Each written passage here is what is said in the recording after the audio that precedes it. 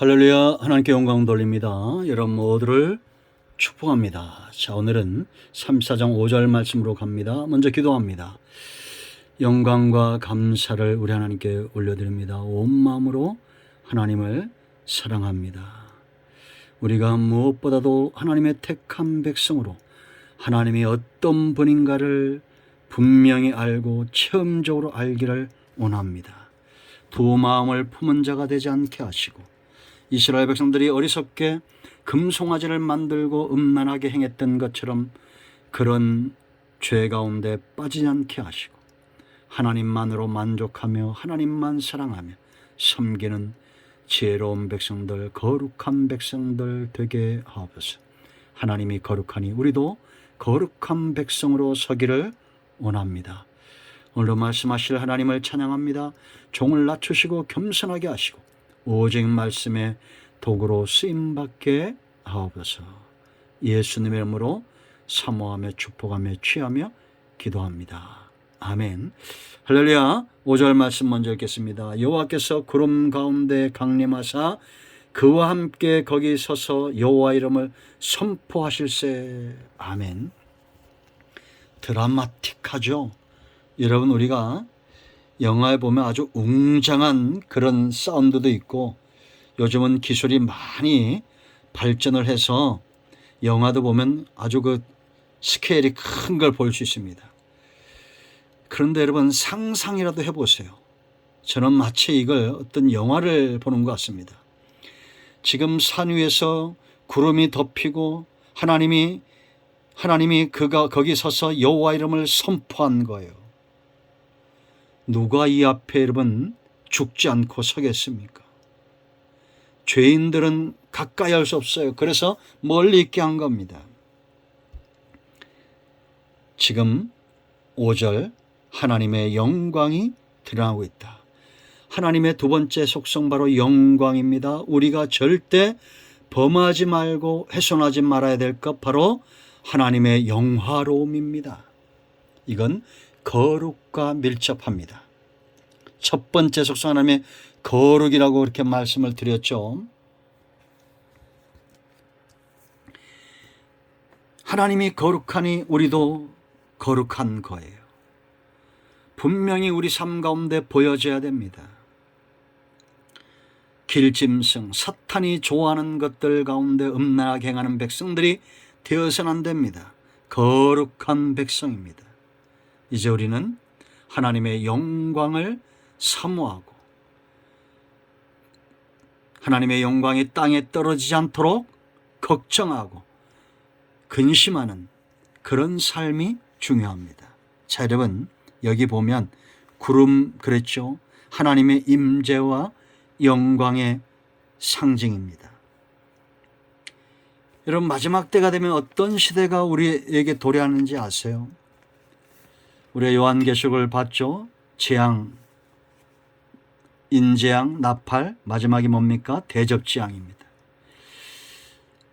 요한계시록 16장 8절 말씀 보면 네 번째 대접이 이제 떨어져요.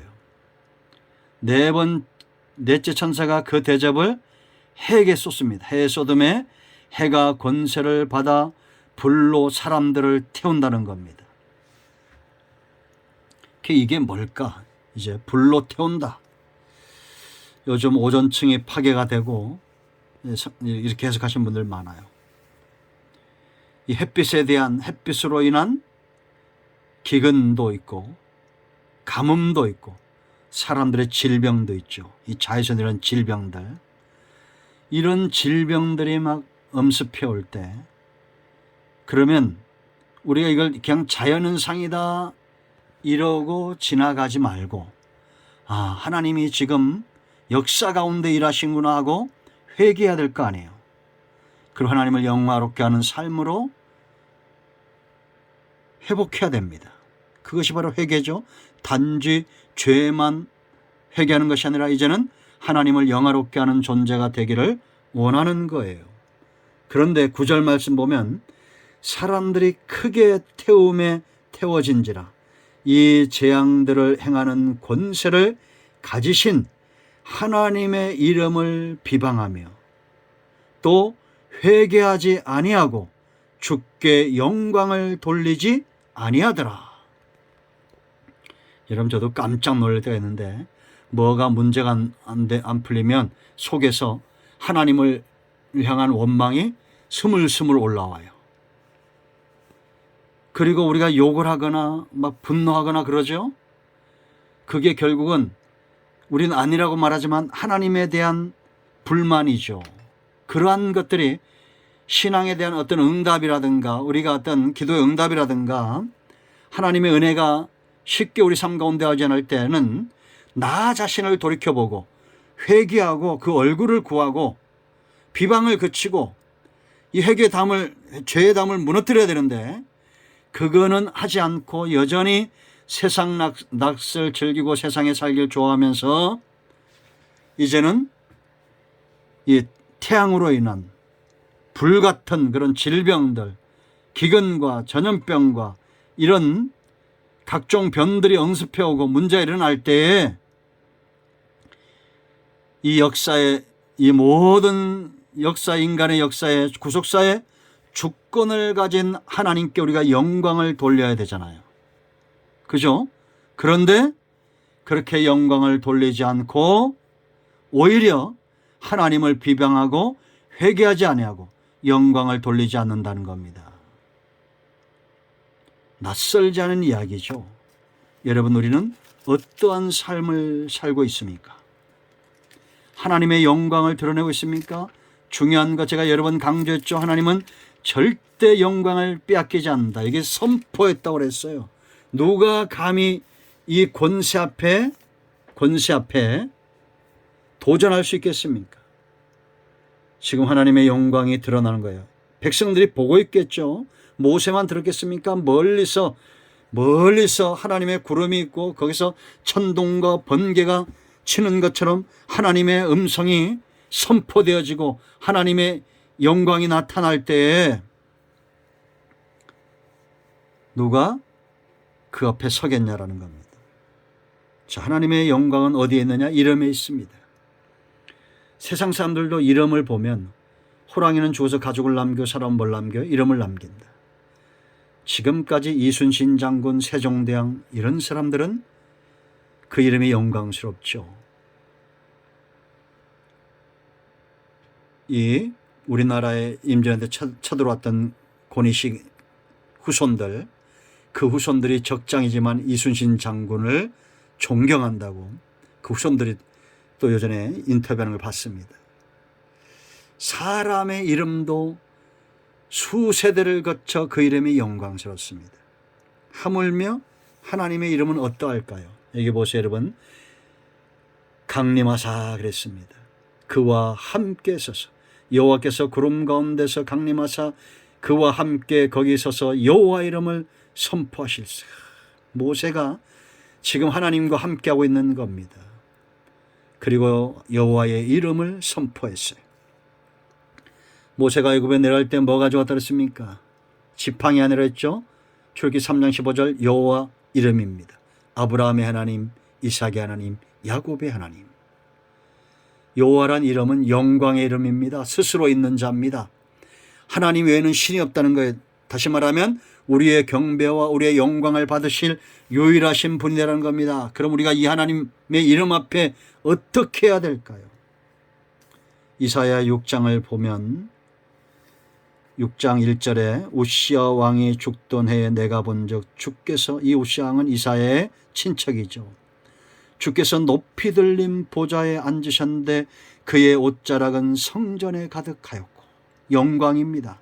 스랍들 천사들이 모시고 섰는데 각기 6날개가 있어 그 둘로는 자기의 얼굴을 가리고 그 둘로는 자기의 발을 가리었고 그 둘로는 날며, 그 영광스러운 하나님 앞에 천사들도 얼굴을 가리는 거예요. 부끄러운 거예요. 감히 그 영광 앞에 함부로 설 수 없는 거예요. 서로 불러 이르되 거룩하다 거룩하다 거룩하다 만군의 여호와여 그의 영광이 온 땅에 충만하도다 하더라. 여러분, 우리가 이 다음에 장차 하나님 나라 가면 천사보다 존귀한 존재가 될 겁니다.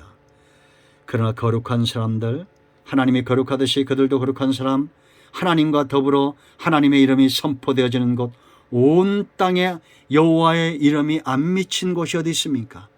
그러므로 여러분, 비방하거나 회개하지 않거나 여호와 이름을 욕되게 하지 말고 온 땅에 충만한 하나님의 영광을 노래하세요. 틈만 나면 세상 노래 틀지 말고 한숨 쉬지도 말고, 왜 하나님의 존귀한 존재로 태어나서 한숨을 쉽니까? 우리 입술을 열어 하나님은 거룩합니다, 여호와는 나의 목자시 내가 부족함이 없습니다, 그렇게 고백하고 찬송, 천사들처럼 찬송해야 될 거 아니에요. 4절 보세요 여러분. 이같이 화답하는 자의 소리로 말미암아 문지방의 터가 요동하며 성전의 연기가 충만한지라 영광입니다. 빌립보 감옥에 바울과 실라가 여러분 그 상황에서도 하나님을 찬송하고 영광을 돌릴 때 감옥문이 열리고 지진이 나는 역사가 있었죠. 하나님은 하나님께 영광과 찬송을 돌리는 곳에 가만히 있지 않아요. 하나님의 강력한 임재로 함께 하십니다. 그러므로 신세 타령하듯이 세상 노래 부르듯이 그렇게 하지 말고 영광 영광 할렐루야 찬송하시기 바랍니다. 엘리자베스 1세가 젊어서 왕위가 되었을 때 메시아 곡, 핸델의 메시아를 듣기 시작했어요. 그때 주변에 있는 비서들이 말합니다. 이 곡을 부를 때, 마지막 메시아를 부를 때 백성들은 다 일어나지만 왕은 일어나시면 안 됩니다. 그것이 전통입니다라고 말했습니다. 그런데 이 젊은 여왕이 메시아의 곡이 진행되는데 앉아 있을 수가 없었습니다. 결국 마지막에 할렐루야 할 때는 벌떡 일어나서 머리를 숙였어요. 여러분, 세상의 어떤 왕도 하나님의 영광 앞에 머리를 숙여야 됩니다. 모든 문들은 열려져야 됩니다. 여러분, 그때 보세요. 5절에 그때 내가 말하되, 우리가 이렇게 해야 돼. 이사야처럼 하나님의 영광이 드러날 때 화로다 나여 망하게 되었다 회개하는 겁니다. 여러분, 회개치 않고 비방하는 것이 아니라 이렇게 회개하는 거예요. 나는 입술이 부정한 사람이요 나는 입술이 부정한 백성 중에 거주하면서 만군의 여호와이신 왕을 배었음이로다 하였더라. 그때 하나님이 스랍을 통해서 그의 입술을 찢어 정결케 하고 이제는 소명이 주어지는 것을 우리가 6장 1절로 10절까지 볼 수가 있습니다. 자, 여러분, 오늘 하나님의 속성 영광 기억하십시오. 마지막 때입니다. 대접 네 번째 대장이 지금 쏟아지고 있어요. 온 땅이 하나님을 비방하는 소리가 들리지 않습니까? 말세가 가까웠다는 겁니다. 사람들은 회개치 않고 비방하고 하나님께 영광을 돌리지 않습니다. 이럴 때 우리는 어떻게 해야 될까요? 여러분이 있는 곳마다 가는 곳마다 하나님을 찬양하십시오. 하나님의 거룩함과 하나님의 영광을 드러내십시오. 나는 예수 믿는 사람이라고 시인하십시오. 여러분의 닫혀진 문들이 열릴 것이고 문지방의 터가 요동할 것이며 하나님의 임자심이 강력하게 나타날 것입니다. 아멘. 기도하겠습니다. 예수님의 이름을 의지하여 기도합니다. 이 말씀대로 되게 하옵소서.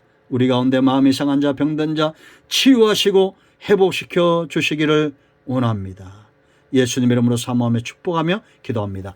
아멘. 할렐루야. 응답되었습니다. 여러분, 모든 질병과 문제는 예수 그리스도 이름 앞에 존재할 수 없습니다. 해결되었습니다. 아멘. 할렐루야.